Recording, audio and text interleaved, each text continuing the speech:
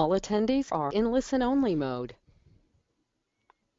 Welcome to the September Community IT Innovators webinar series. Thank you for joining us today to learn more about training staff in basic end-user IT security. My name is Johan Hammerstrom, and I'm the President and CEO of Community IT. As always, we encourage you to interact with us by asking questions via the GoToWebinar chat feature. You can also connect with us on Twitter, and we will be tweeting and interacting with this webinar throughout the day through our @CommunityIT Twitter accounts. Just a reminder to avoid multitasking during the webinar. You may just miss the best part. If you do miss the best part or need to leave the webinar early, we'll be posting links to the recording and slides on our website shortly after the completion of the webinar, and sending out an email to all registrants with this information. In case you aren't familiar with Community IT, our skilled and certified team of IT professionals serves the greater Washington nonprofit community, helping organizations of all sizes and capacities to advance their mission through the effective use of technology. We're deeply invested in the nonprofit community, having served over 900 nonprofits since 1993, and we take a strategic and collaborative approach that fits the unique needs and culture of nonprofit organizations. And now, it pleases me to turn over today's webinar to our presenters, Mark Kramer and Nuruddin Aboki, to introduce themselves and tell us a little bit more about IT security. Good afternoon. Hey, good afternoon. Johan, thank you, Johan. My name is Mark Kramer. I'm a network administrator at Community IT. I am basically on-the-ground support. I'm the one setting up printers, workstations, and I live and breathe network security because that's a fundamental component of my job, everywhere from antivirus to some of the basics. And we're here to show you a little bit about how that works and what you can do and what you can show your users to do to make your networks a little bit more secure, both at work and at home. Nura? Oh, thank you, Mark. My name is Nuruddin Aboki. I go by the name Nura. I've been with Community IT for about more than 6 years now. I'm currently a network manager, leading a team of network managers, providing proactive technical support, supporting several client infrastructure. Part of that proactive support is taking a look at IT security across the organization and how end users interact with their workstation and how we can make that interaction be more secure for them. So today, as Mac mentioned, we're going to go through how information around how you would kind of provide basic IT training or an awareness to your end users. So essentially focusing on basic IT security training for end users. And to kind of start us off, we wanted to kind of bring the conversation around what are some of the common internet activities that we find ourselves doing, given that we have these days have different types of devices. Primarily at the workplace, we may have a laptop or a desktop. At home, we may also have a desktop. And with these days, we also carry our mobile phones. But the activities that we find ourselves doing is constantly connecting to the internet, checking out emails, collaborating and sharing documents online, communicating with friends on social media sites. And very nowadays, very often we do have the convenience of paying our bills online, viewing our health and financial records also online. In addition to that, we read a lot of blogs. We find ourselves reading articles, viewing magazines, and consuming news rather on our devices, or either our computer workstations or mobile devices. We do purchases as well online. The internet has brought a lot of convenience to us. Listening to music, gone are the days of carrying a Walkman or a tape recorder.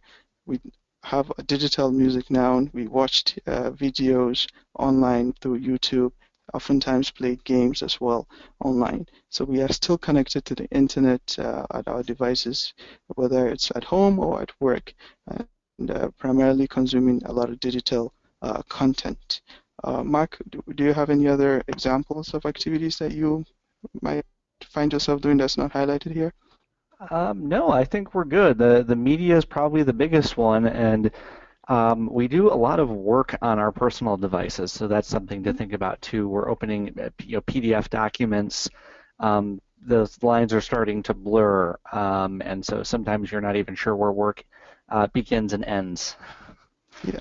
So given all of this internet activities, uh, there are there are there are threats that we continue to see.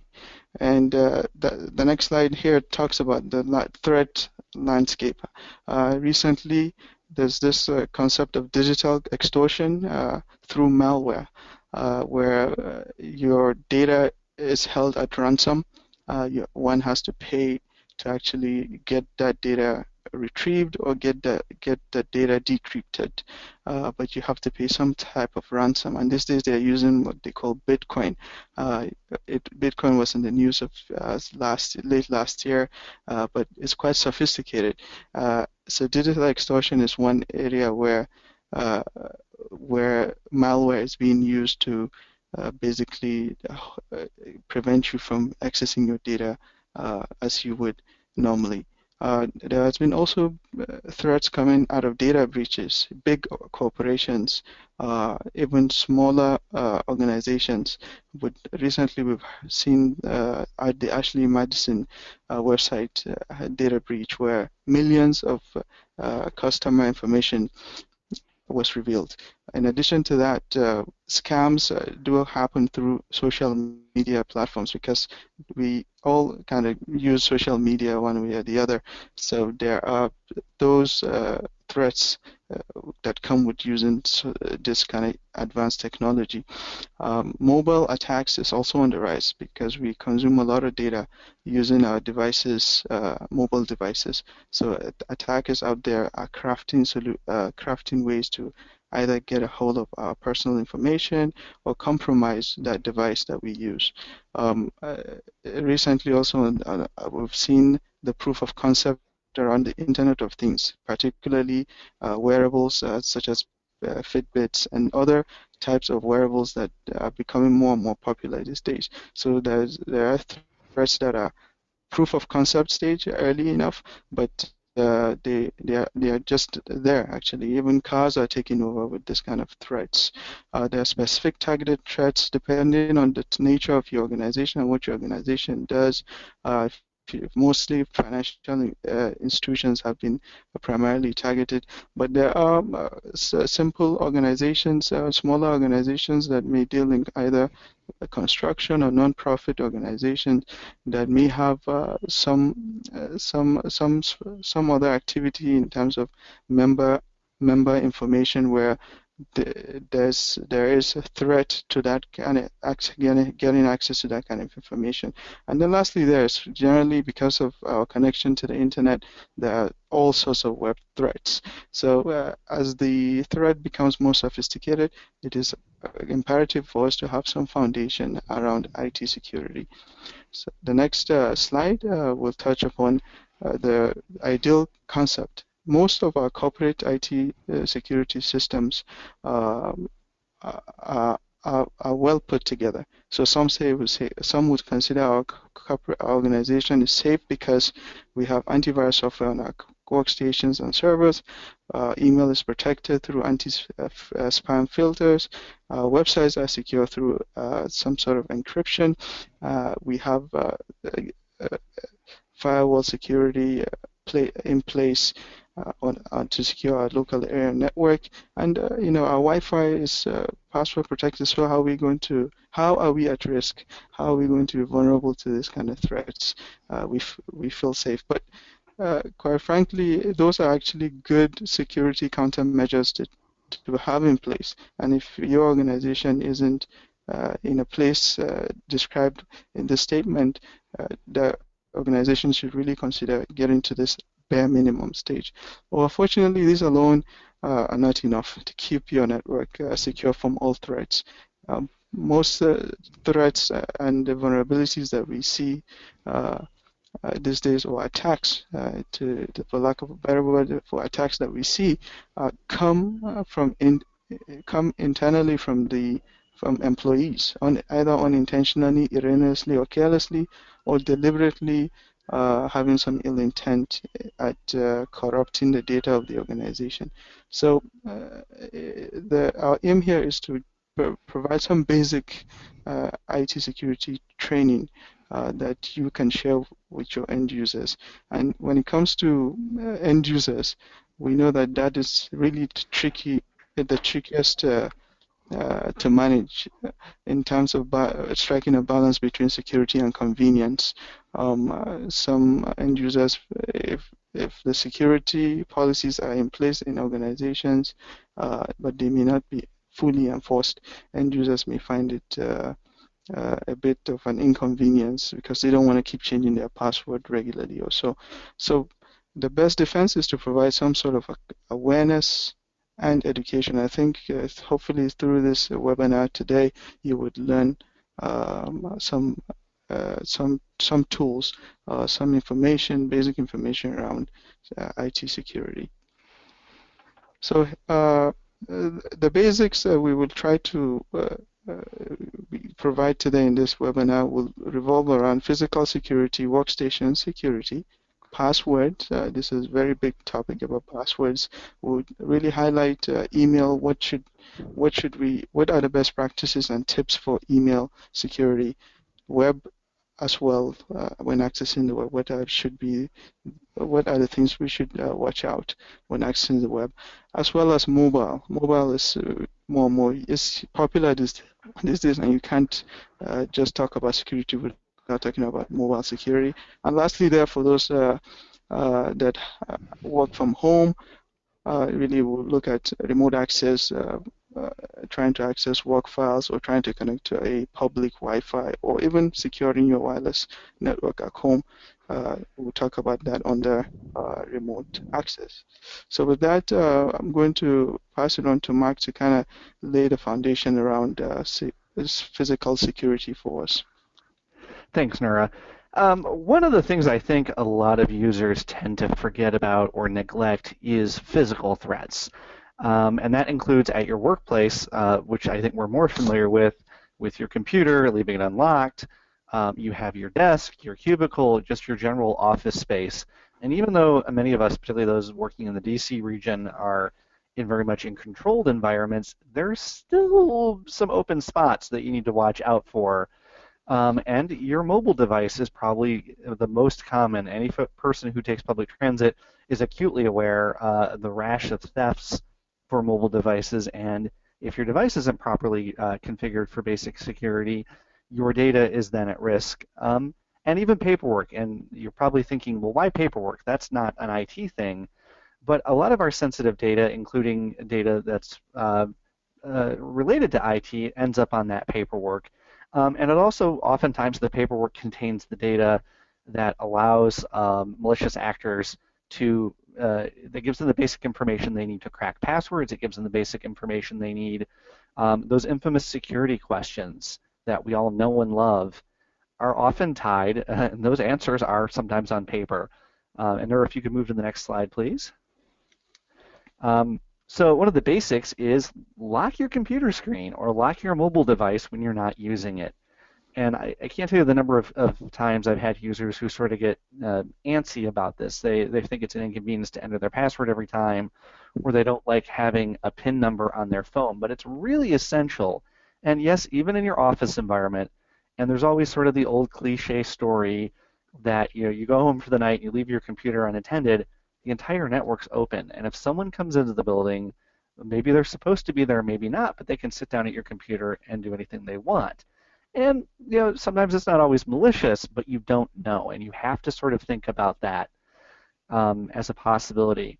I think your mobile device is even more obvious, and this includes your cell phone or your tablets. If it doesn't lock and someone picks it up, well, number one, they can call. They have access to all of your contacts.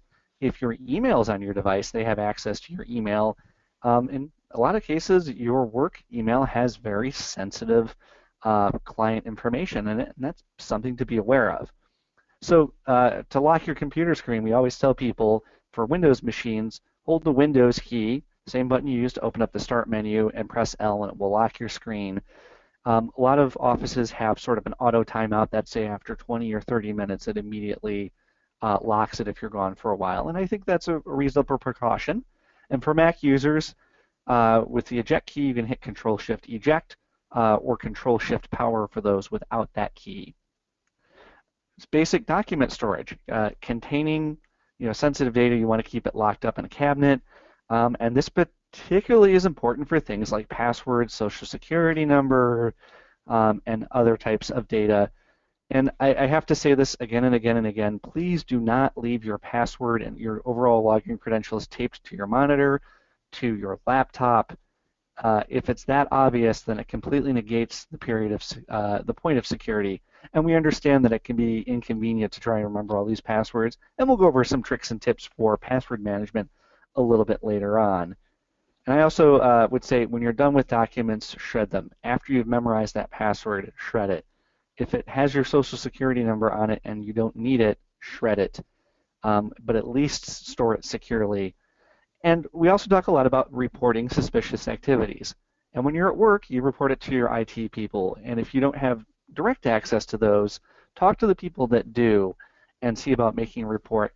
Ultimately, for your physical space and even any of these electronic spaces that we inhabit, you sort of know after a while what normal looks like. And even if you come to us and we say, well, there's a reason for that and it's no big deal, we're always happy to talk to you about it. And any IT person that's not, well, I have a grudge against them. I really think that we should be willing to talk to you, even if it ends up being no big deal, because I'd rather hear about it and not have it be no big deal than the other way around.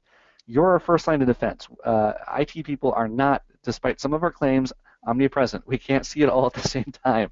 You have to work with us. It really be a team size. And that is it for physical security. Nura. All right. Well, thank you, Mark. That was some great tips around physical security. Now we move on to workstations. I've seen that Mark mentioned that when you're working in front of your computer, once you're done, if you're leaving just for a few minutes, you should lock the screens. But then, besides taking those necessary steps, which are quite important, your workstation, whether it's your home computer or your laptop, should have some basic security enforced on that workstation. One of the most important is antivirus software. When you have an antivirus software, if it belongs to an organization or it's an antivirus software provided by your IT vendor, you need to make sure that that antivirus is up to date, has the latest virus signatures.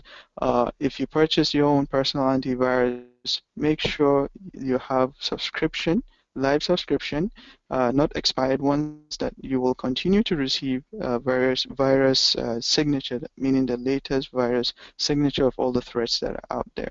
And ensure that you have that your computer is set to do a full scan on a weekly basis at the very minimum. Most of these antivirus applications that we see do come with real-time protection, and they are usually enabled by default, meaning that they are looking for certain types of behavior, either on the operating system when you install a new application, or when you download something, they quickly do a quick scan and match it with the virus definition. But if the antivirus does not have the latest definition of signature, then your machine can easily be infected by a virus also. So a very important tip there, antivirus has to be the latest and most up-to-date, with the most up-to-date signature. Also, having the antivirus feature do a few more tasks. Essentially, when you browse to a web page and you're trying to download something on maybe a document, having the antivirus look at that file for a second, scan it, make sure it's not a threat. It's also a good security countermeasure to take. In addition to that, if you do have attachments, likewise do some scans. In particular, any type of downloads that you may do online, you would want your antivirus to be able to kind of take a good look at what you're downloading before actually downloading it onto your computer. And if there's any vulnerability, hopefully the antivirus it's likely to catch it first. Then this third point is very, very important. You may have a Windows computer, you may have a Mac, whichever one you have, make sure that operating system is patched regularly. You have the latest updates installed. Most of the operating system vendor, Microsoft and Apple, they periodically release patches. With Microsoft, it's Patch Tuesdays. With Apple's, they do it in a regular circle. Make sure you have the latest security updates installed on your computer for the operating system. Likewise, if you have third-party applications such as Java or Adobe or other third-party applications that you use, as soon as there's an update, you want to make sure that you have the latest and the brightest installed on your computer.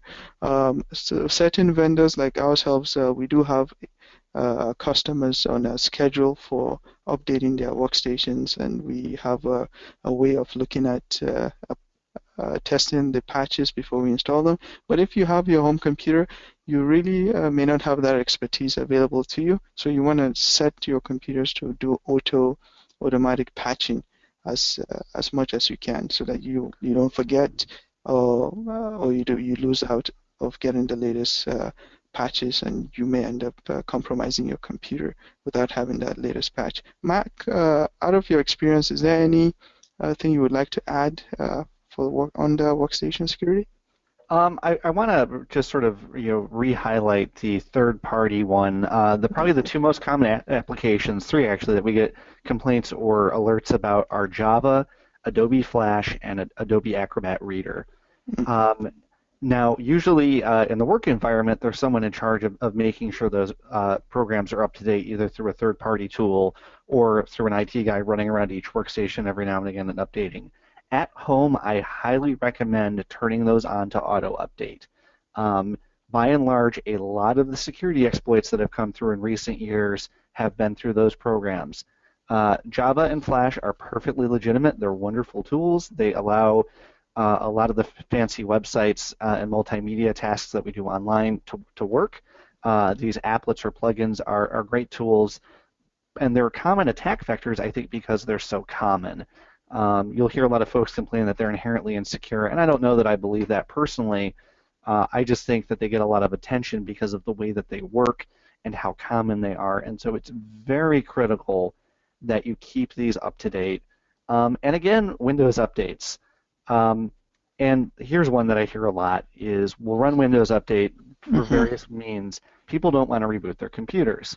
And I understand. You have tons of tabs open. You have a lot of work you're in the middle of. But particularly when there are Windows updates or other programs with security updates that require a reboot, you should do it at least at the end of the day. You don't necessarily have to stop what you're in the middle of, but please get into the habit of rebooting your computer after updates, because a lot of the system files, sort of the guts of the operating system, can't be updated completely until those files are not in use, which involves resetting the computer. And it's a good idea for other reasons, but in terms of security, not putting that off. If the update's applied and you don't reboot for a week, then you're not necessarily fully protected by what that patch was designed to fix. That's a great point. Reboot your computers as frequently as you can. All right. Next up, once we're talking about IT security, you can't talk about IT security without touching about some tips related to password security.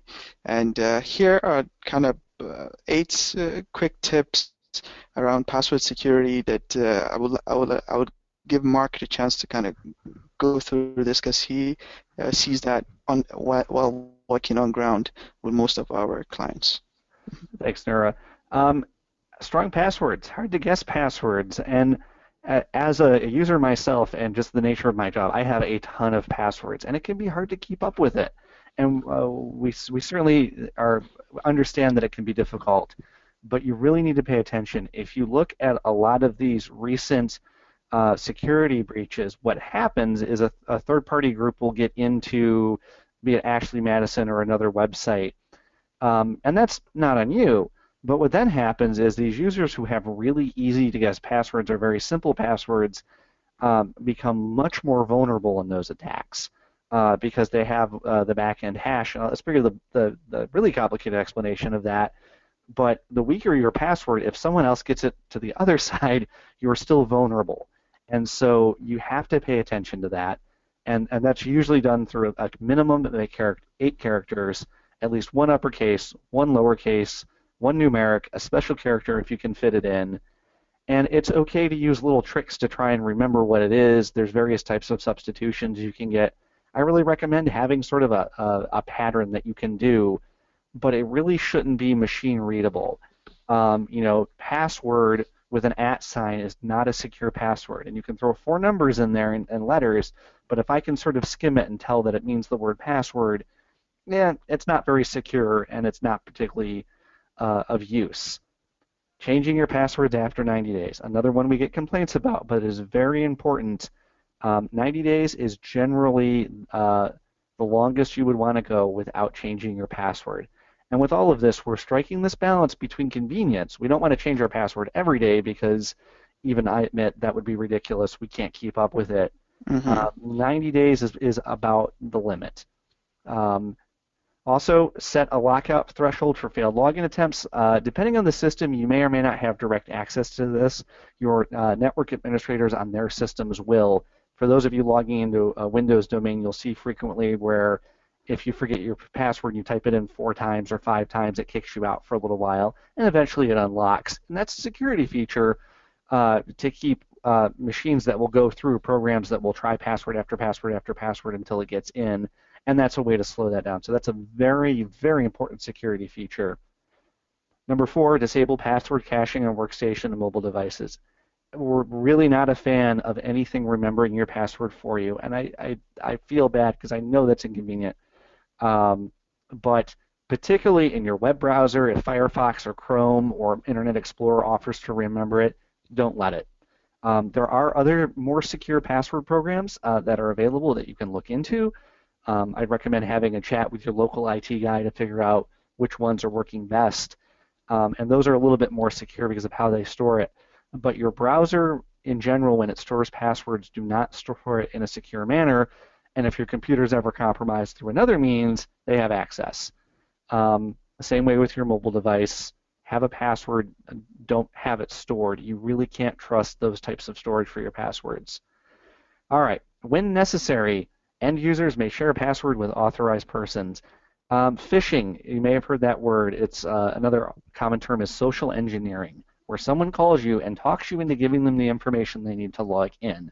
I tell my users there's only a few people, a handful at most, that would actually need their password. Their direct IT administrator and other people authorized by them. If you're not sure, don't give them their password because someone that actually has control of that system could probably change it anyways. When in doubt, ask. Don't, as I talked about earlier, number 6, don't store your password on or near your workstation. If you have to keep it written down, keep it in your wallet, keep it in your purse, keep it close by, but don't leave it close by. And even if you don't have your name written on it, it's usually not that hard to guess what it goes to. Two-factor authentication is a wonderful tool. I know programs like Gmail and other common systems are now offering two-factor. And usually what that means, very short version, is that there's something you know and something you have. And then the third part of it is something you are. So you're you, and you know all this. You have your password, which is something you know. And then when you try and enter it, it'll send maybe a code to your phone via text message or another to an application on your phone that you can then use to enter. It's much more secure because it's more than one step. It's a layer of complication. And also number 8, as I've talked about probably several times, is protecting password files. If you have it written down somewhere, putting it in a notepad file or an Excel spreadsheet are not remotely secure. That's not going to cut it. And I really would recommend, if that's the case, if you have so many passwords that you're having trouble remembering them or just to keep track of them like I do, have some kind of password database program. There are a number of good examples of that, and maybe during the Q&A we might be able to mention a couple. Yeah, fantastic points actually on this passwords. Mark, I would ask you one question in the sense that when you want to share password across email, what would be the preferred technique? Would you recommend that? Would you say, well, if you have to, what would you do? Um, Unless if there is any other possibility, do not share your password over email. One of the common methods that we use when we absolutely have to is over text. It's through text message, SMS message. It's not ideal, but it's a little bit more secure because you can send a message that's without any context whatsoever. Um, Other than that, if you're going to send it out over email, you have to be prepared to change it very quickly. Email Mm-hmm. is fundamentally insecure. It's not designed to be secure. It's not encrypted. It's considered what's called plain text visible. In other words, somebody that was watching could see it. And so it's really the worst possible scenario. I would even pick up the phone, and this is even better, pick up the phone and call somebody if Mm-hmm. you have to give it out. Mm-hmm. If you're using programs like Outlook, that's probably not necessary.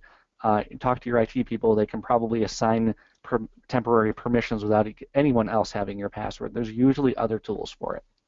Good Wow. question. I Well, would thank I you. would add to that if you're in the position of having to um, communicate passwords on a regular basis, one possibility would be using an encrypted email platform. So there's platforms for sending email messages, and it basically takes the message, stores it on a website, and you download it as an encrypted message. So if you need to send passwords on a regular basis, I would look into some sort of encryption solution like that. Thank you. All right, so let's move this along to the next topic where we talk about email, actually. And with email security, there are different types of threats, and that is one of the most common ways we communicate these days at the workplace. And even personally, that's one of the most common ways we do communicate. And with that comes a lot of vulnerabilities and threats. What certain email providers have taken a step to provide email protection through filters, spam filters, and those filters can be aggressive, sometimes even blocking legitimate emails from getting through. But there are ways to do fine-tune and allow or add allowed senders into those lists. So it gives you additional layer of protecting your email system in general. But in this field of email, there are basic security rules that one could apply. Especially when you receive an email, you quickly skim through it and scan through it and say, okay, well, it may appear actually to be from a legitimate user, but or even from someone that you know, but that email may have some sort of an attachment or some sort of a link there. You could apply some of these basic rules before kind of quickly responding to the email. If it's a link, quickly clicking on that email. So one of the first rules is like, just stop and think. Don't click on email or an attachment. Do not download it until you're certain it's safe. Some of the tips would be, try to find out from the source. If you feel this is a source we've already been in communication with, the source, if you see, even if it's something that is out of pattern, maybe the source never sends you an attached video, and all of a sudden the sender sends you an attached video, you may want to call them up. You may want to send them a text message or reach out to them or reply the email without opening the attachment, just to be sure what they're trying to send you. Because it could be on their side, they might have had a compromised account, or it could be someone spoofing their email, trying to act as though it was coming from a recognized sender. So identifying the sender is key here. Also, using your antivirus application. Some antivirus do have the ability to scan emails. Some email clients have the ability to do a preview of the attachment, but it does a scan first and then gives you a preview before you launch it. So if it's a link, you can actually put your mouse cursor or pointer, hover over it, and it will reveal the address, the actual address of that link. So taking those kind of steps really helps you become certain about the safety of opening the email, the attachment, or clicking on the link. And then part of email security, as Mark mentioned, it's also to sign out of the email client once you are done with it. If you log on to your personal Gmail at work, or you log on to your work email through Outlook Web Access, or you should endeavor to take the extra step to sign out, because even if your computer is compromised, before they get to your email, if it's signed out, you need to know that your password and so on.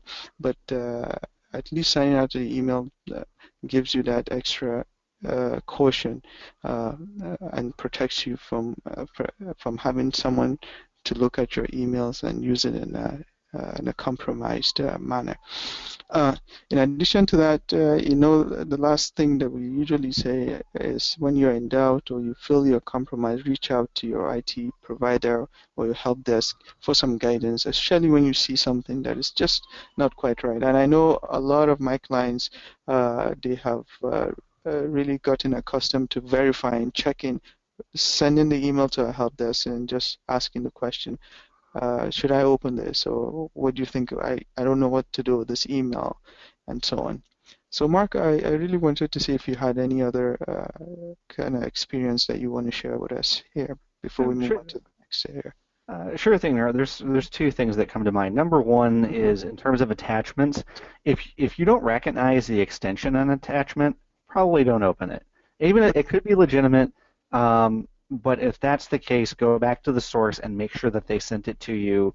If it looks like a strange kind of video file, it's some weird extension, even if it, and honestly, a minute or two on Google can sort of tell you, well, what type of file it is, and then you can figure out if that's something that someone had any business sending you. And that actually reminds me of a really good point, both for email security and just sort of in general, is don't be too quick to jump around the security alerts, and IT people are notoriously guilty of this. Are you sure you want to open this document? Sure, I'll open this, and then bad things happen. And we don't want to make you paranoid, but if you're really not sure and it's warning you, especially if it's not, you open a file from someone and you don't normally get a warning, go ahead and ask. Just slow down a little bit. And I want to reinforce too, Nura mentioned the opening a document, previewing it within a mail client is really helpful. I know Gmail and most Microsoft platforms now do it quite well. They can open up PDF documents, and so you're much less likely to get an intrusion that way. And sometimes you open a PDF document and it looks fine, but you're never quite sure what else is going on in the background. So if you open it, it looks like a normal document, but it looks like garbage or it looks something weird, you probably want to reach out to your IT people. Yeah, and I would add, sometimes you have a spam filter and you receive an email that is in some language that you're unfamiliar with, in a foreign language. Unless you have some acquaintance with that kind of language, one of the first things I do is just to drag and drop it into the junk mail folder. If I'm using a client, I just drag and drop it in there or flag it as spam, and then deal with it through my IT professional or provider. So these are basic steps, and I hope you all will try to practice this as you interact more and more on email or over email. Next up, we wanted to kind of bring to our minds some of the threats that we see in the web. Instant messaging. So you have AOL, you have Link or Skype for Business, you have all sorts of instant messaging apps. Easily, while you are in communication with either co-workers or while you are communicating with friends, there is a likelihood these days that you may see an ad pop up or something that may appear to come from someone that you know also, but it's actually a spam. Embedded in that spam will be some malicious code that may do harm to your machine or to compromise your data or steal your information. So really threats, as you use instant messaging apps, try to have in the back of your mind that there are some threats that do come from using those apps. And we'll talk more about web security after this few bullet points. You know, the web threats also come from unsecure websites. You're trying to do a financial transaction or give a donation to a charitable organization. You navigate to the website. The website may not have a security encryption on the website. These days, most websites do have HTTPS or HTTP, but you may find that it's just HTTP without the S, and you provide your credit card information. You're sending it actually in plain text. So anyone doing a man-in-the-middle attack or sniffing your packets or looking at that website may be able to get your financial information or your personal information. Also, we've seen sites that are legitimate website. You go there, you have an account with the service that you're trying to get from that internet website, but they themselves are compromised. They have been compromised due to some security vulnerability on their site. So it's actually good for one to be aware that these things happen and they are real threats. So these days we're using different types of browsers. Chrome, Internet Explorer, Firefox, Safari are the popular ones, but oftentimes they come with their vulnerabilities. At our workplace, even when we do our personal work, we may have a need to use some plugin provided by a third-party provider.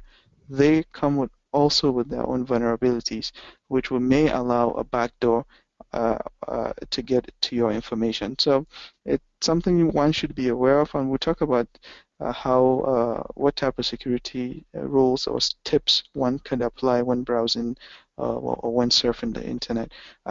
On here we do have this new word we've learned called malvesting, which stands for basically malicious advertising, and that could come through a website. It could come through, you go to a website and it has a lot of ads, and maybe an ad about McDonald's. They have a coupon. You're interested in getting a coupon for free lunch, but then that may end up infecting your computer. So one has to be aware there are such ads, and try to avoid clicking ads as much as you can. May actually be the safe way to browse the internet. And then web threats, you may be hosting your website on-premise, basically at your organization, their servers, or your website at even a hosted environment.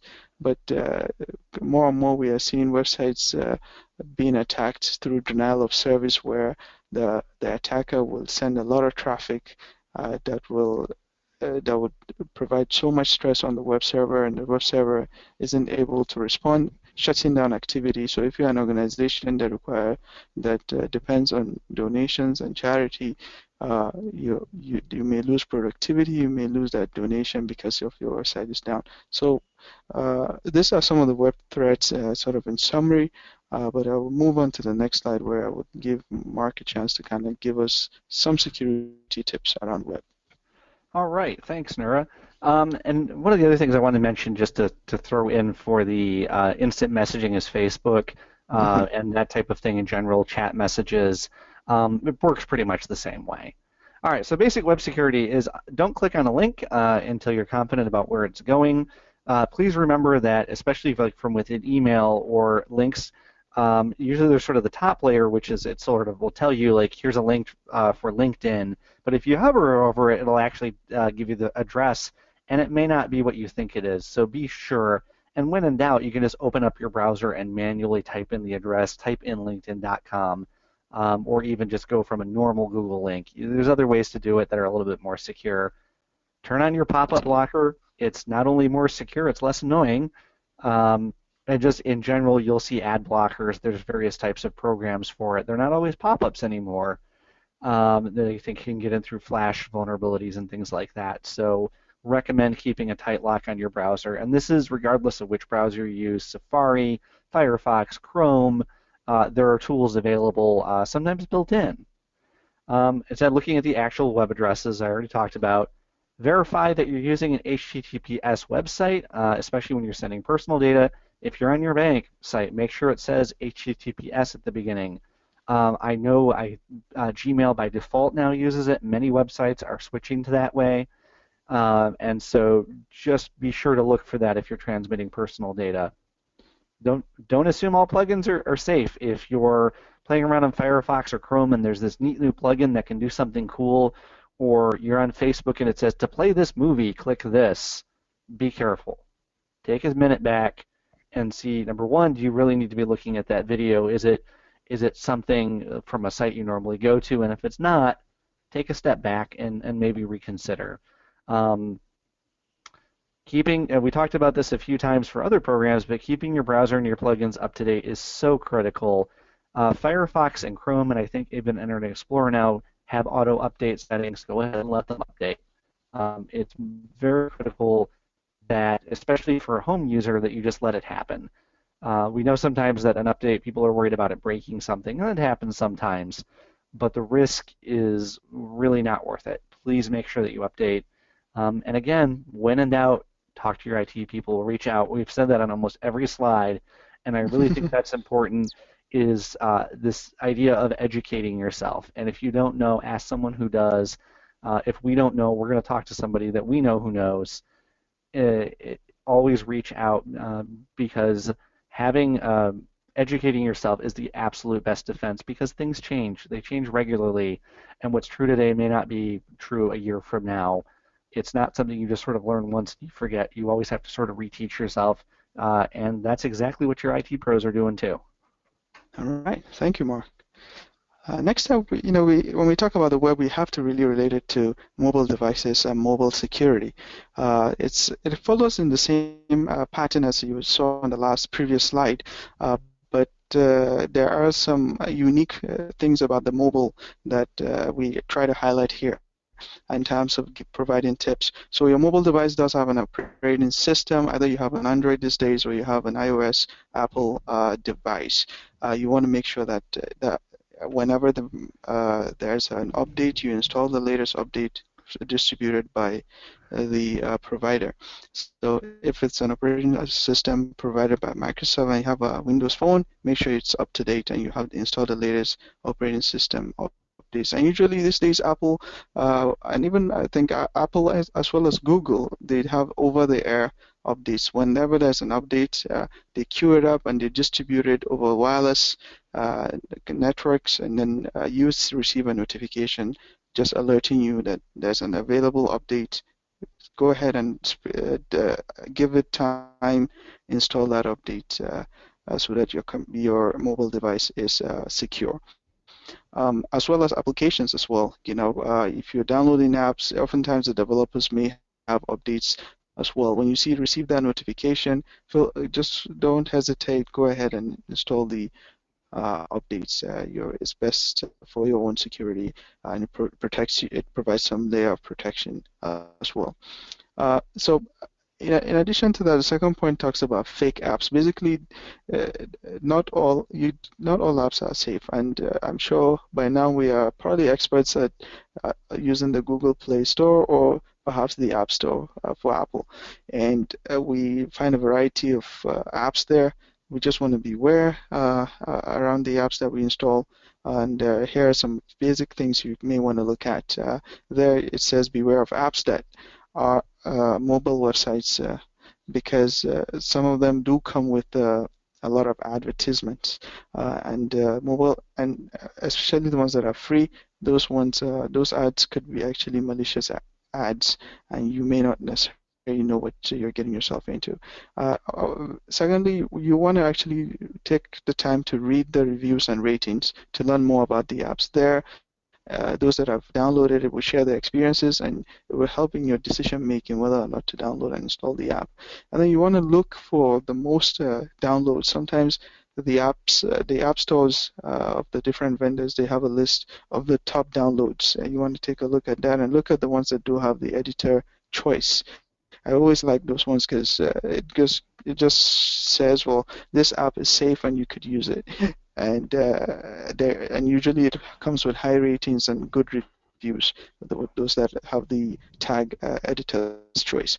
And then if you do have time and all this, the top three information is not really useful to you yet, you may want to look at the developer profile and see and do some research around. And oftentimes Google or any of the search engines will be able to provide some data around this developer and whether or not that developer could be trusted.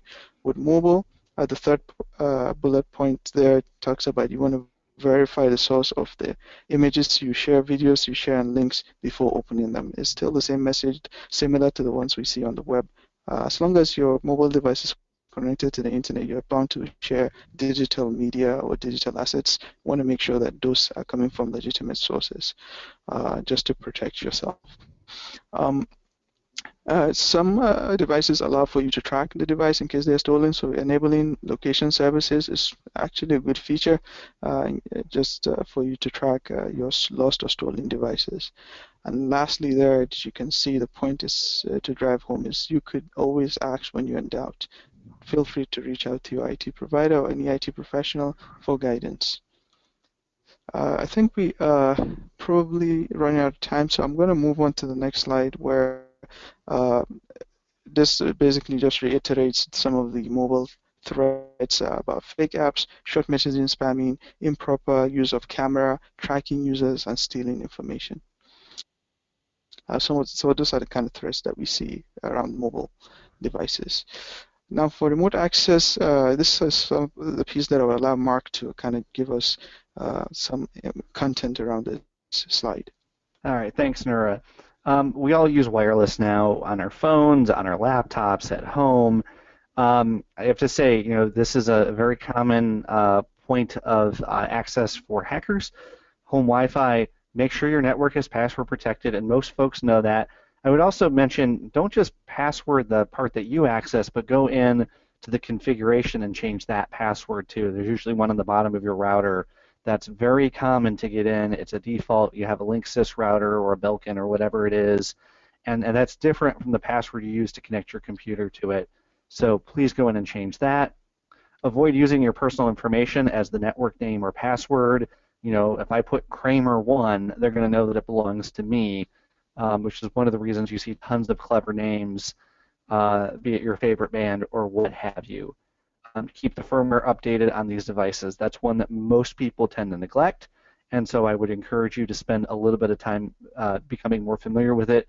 Most of the home devices now are pretty easy to update. You go in, you check for an update, you push a button, and it lets it go. So it's really nothing to worry about, but you should do it once in a while. Public Wi-Fi, watch out for hotspots. Make sure it's something you know. It's a network you've worked with. Be careful in airports and public areas. And be careful what you access when you're on public Wi-Fi. I would really recommend against doing your financials. Even work can get a little dicey. I know that we're very quick to jump on open networks, especially if it's not password protected. If it's completely open, you have zero assumption of safety or privacy. And even if it's a password protected, you still need to be careful. But if you go into the coffee shop and they provide you with a password, it's probably a little bit better than just a completely unlocked access point, because you have no way of vetting that, and even an IT professional is not going to have that much luck. Now, moving on real quick to remote desktop connections, which are many users in the business environment. That's how they connect to their servers to do their work. Please don't save your credentials. I know that's a hard thing to do, but don't save them.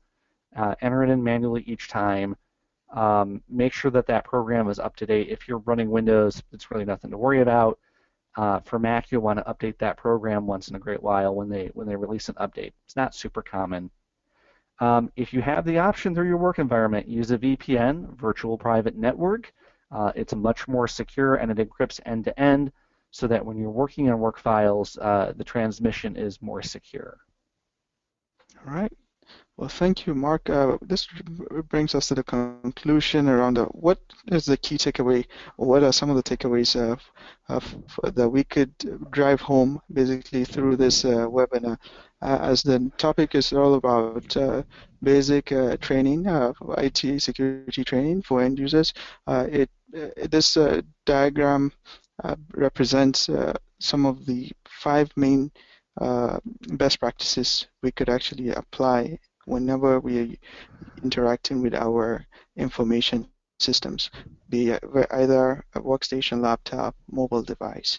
So for security, non-expert for your home, make sure you have an antivirus software, use strong passwords when creating an account, change your accounts frequently, and only visit websites you know, and do not share personal information. These are 5 basic rules and best practices you can employ. In a work environment where you have an IT department or you have an IT vendor, make sure you install software updates as well. As much as you can, use unique passwords that are strong. Use two-factor authentication on top of changing your password frequently, and then make sure also if you need to use passwords, you wanna if you have a lot of passwords, you wanna take full advantage of using a password manager. So I think with that, Mark, do you have any final words or thoughts as we wrap this up? I just want to reiterate, get educated, spend some time paying attention to this stuff, and reach out to the folks who do know. They'll share their knowledge. That's the best way to be secure, is to learn what to do and to continually think with security in mind to protect your information. All right, thank you. We are almost at time. Johan? All right, thank you both so much. That was really, really excellent. Very informative, very helpful. And I think it's a great resource that's now available for everyone who's listening to share. So we're going to publish the slides as well as the recording over the weekend, and that'll be available by Monday. So we really encourage everyone out there to redistribute and share this excellent webinar. And I think there's a lot of great tips and tricks for people to keep themselves more secure. We did want to let everyone know about next month's webinar. It's going to be on the 4th Thursday, which is a little bit of a departure for us. We usually do these on the 3rd Thursday. But next month in October, on the 4th Thursday, Steve Longenecker and Cedric Boyd are going to be presenting on guidelines for annual nonprofit IT budgeting. So we encourage you to join us for that. And then also after the webinar, we're going to send you a link to a short survey, and it really helps us a lot. We've been doing these now for several years, have gotten a lot of positive anecdotal feedback, but we really rely on your survey responses to continue to improve our webinar series. So please take a minute to respond to the survey. As I mentioned, we're going to link the slides to our SlideShare site, link the recording on our YouTube channel. All of that's going to be emailed to you and linked on our website. So we are at time for the official presentation, but we have a couple questions that I'd like to present to Nura and Mark. And if you want to stick around, that would be great. We'll probably go for another 10 minutes or so. And if you have to leave, but you want to hear the questions, you can always watch the recording at the 1 hour mark. So let's get into some of the questions here. So the first question came from someone who said that is under the impression that the PCI compliance process recommends not automatically accepting Microsoft updates. I was wondering if that's something either of you had come across before in any of your sort of dealings with PCI compliance. That is a new one for me. Right, I can take that question.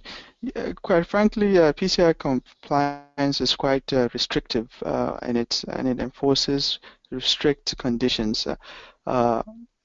With patches and security patches, if you are actually doing security patches or updates on your personal computer, it's okay to go ahead and do the updates automatically, because unless you are very proactive in learning about the updates, it may be more challenging for you to keep up. So doing the updates is okay. But in a work environment, if you have an IT provider and you are trying to implement PCI compliance, certainly you need to work with your IT provider to ensure that the rules and requirements for PCI enforced, and that it comes with careful planning and scheduling of updates rather than you having to do the updates automatically, set the updates to be done automatically.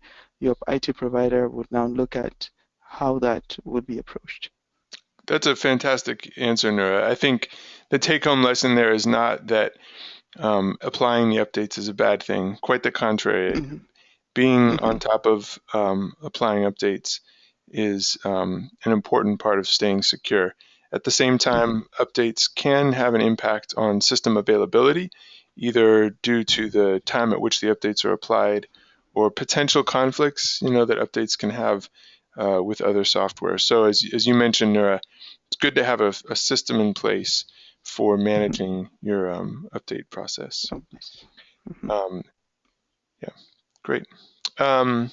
Someone asked about, I know that this was a big problem back in the early days of Outlook, where the reading pane, there's kind of a don't open Mm-hmm. emails from questionable sources that you're not aware of.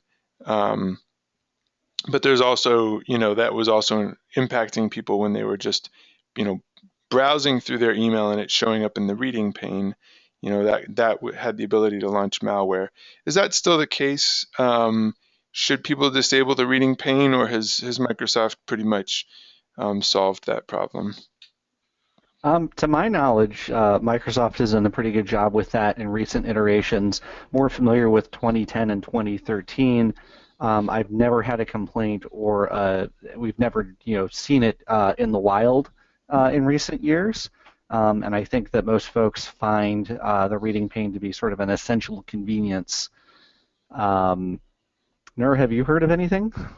No, I would agree with you. Really, Microsoft have sort of stepped up their security and coding within the application itself, and they've put in place security policies to prevent threats from easily getting through. So the pane, I've used the pane, and I haven't had any really issues with it.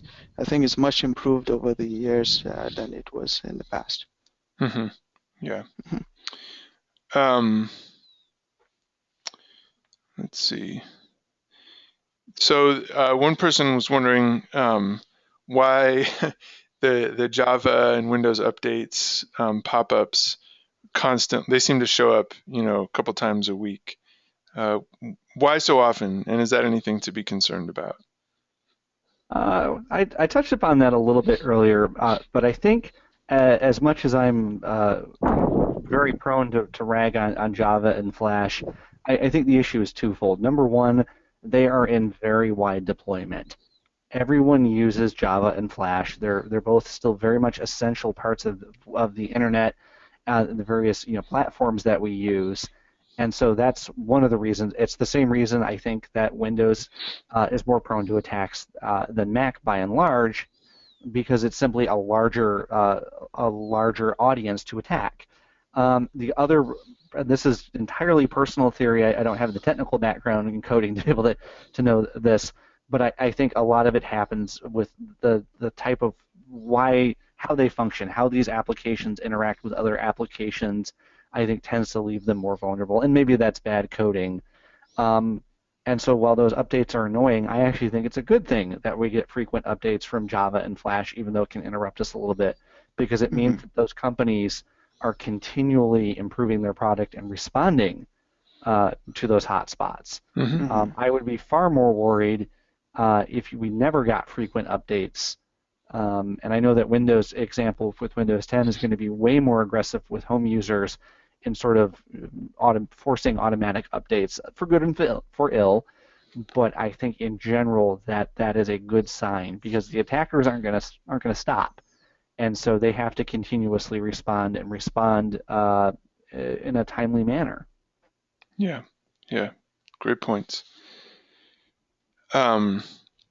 Last question, and I think each of you can answer it in turn. What is the most sort of common or concerning threat that you've run into, in the work that you're doing? if there's one big takeaway, like what's the one thing you kind of want to leave people with before we finish out the webinar today? All right, go Go ahead, ahead, Mark. Nora. Go ahead. Go ahead. All right, I'm going to say being careful with sharing your personal information. Don't give out your password. There are usually ways around that, and once your password's out there, you can't take it back, and therefore would need to change it. And so guard your personal information, not just your password, other personal information as well, but be mindful of how you transmit it. It's so easy to type things and to send it before you even know it's gone, and you really can't take it back. And it's not always being transmitted securely. So just please be mindful of that. Yeah, that's actually a valid point, and I would add to that. When it comes to IT security for the end user, especially those that are working on sensitive files, it's always good to have a good backup of that file somewhere, because if your computer is compromised, or your computer is hijacked, or your hard drive for some reason is encrypted, a backup could actually be a nice bloodline to have, or to have, so you are able to restore your data and continue your work. Uh, uh, uh, Organizations these days are taking it more seriously, and they are looking at backup solutions, even for your home use as well. Whenever you have your data, either you save it on a cloud platform, make sure you have copies securely saved somewhere, just in case you need to restore that data. And then lastly, just err on the side of caution. Sometimes your gut feelings in us, we all have this gut feeling that it may give us a sense of insecurity when we are browsing the internet, or when we are chatting online. If you feel that insecure, just err on the side of caution than having to just experiment and explore, because it may lead to some negative effects which we are trying to avoid altogether. Great. Well, thank you both so much. This was an excellent webinar and some really wonderful advice. And I know I appreciate it. I'm sure the attendees today appreciated it as well. Thank you all for joining us. We really appreciate your attendance, and I look forward to seeing you next month on October 22nd. Have a great month. All right. Thank you, everyone. Thanks, Sean. Bye.